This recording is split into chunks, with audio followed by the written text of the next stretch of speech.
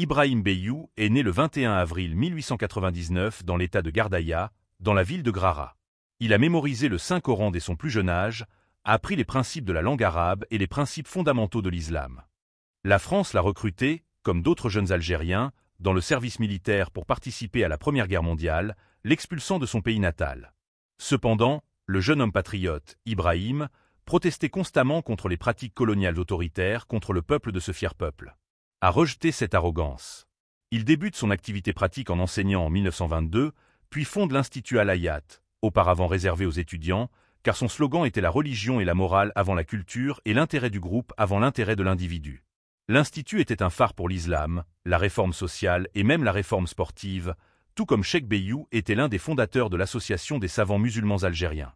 En raison de son activité distinguée, les autorités françaises l'ont placé en résidence surveillée de 1940 à 1944. Il s'est consacré au travail, à la rédaction d'articles et au soutien aux questions arabes et islamiques, en particulier à la cause palestinienne. Il a également grandement contribué à soutenir la révolution de libération et à recruter des jeunes pour la servir. Après l'indépendance, il a dirigé le conseil législatif de la vallée du Mzab, chargé de promulguer les lois et les accords liés au commerce. Il faisait partie des savants qui ont joué un rôle majeur au ministère des Affaires religieuses, notamment dans le domaine du calendrier hégirien et de l'orientation des pèlerins algériens. Comme d'autres érudits et cheikhs, il s'est également lancé dans le processus d'interprétation du Saint-Coran. Cheikh Beyou était un exemple d'homme préoccupé par les problèmes de leur peuple. Il était un enseignant, un réformateur et un combattant. Grâce à son savoir, de nombreux habitants de cette nation ont obtenu leur diplôme et ont appris des leçons de leur cheikh. Pour diriger des héros musulmans dans toutes les régions du monde qui aimaient leur pays et qui s'opposaient aux machinations des colonisateurs. Ainsi, le cheikh a pu construire et être des hommes. Ils ont pris sur eux de relever le flambeau de la construction et de protéger le pays patrie. Parmi ses livres les plus importants, Fatwa de l'imam Cheikh Beyoud.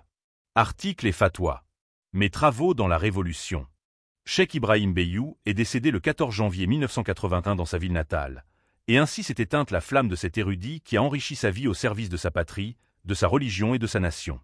Beaucoup ont témoigné de ses actions, puisque son chef du gouvernement intérimaire, Youssef Ben Kada, a déclaré à son sujet que Cheikh Beyou s'était mis à la disposition du Front de Libération Nationale tout au long de la guerre de libération et qu'il avait travaillé dur et avec persévérance pour l'unité du Front de Libération Nationale.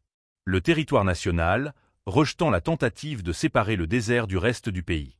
Parmi ses articles les plus importants, à ses frères et fils, mes sœurs, mes fils, nous devons nous tourner vers la connaissance et la servir sincèrement.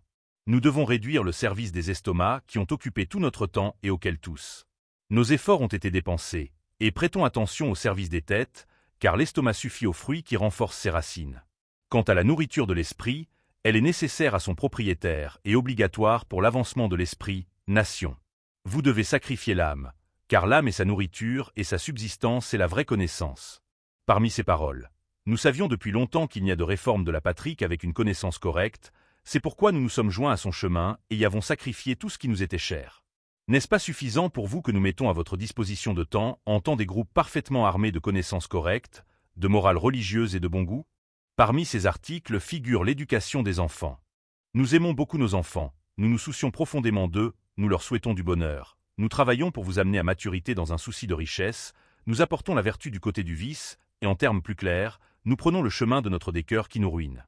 Nous croyons, par ignorance, que notre but est le bonheur, qui est la misère elle-même, et nous les asseyons avec nos mains sur des chaises que nous considérons comme des trônes de vertu.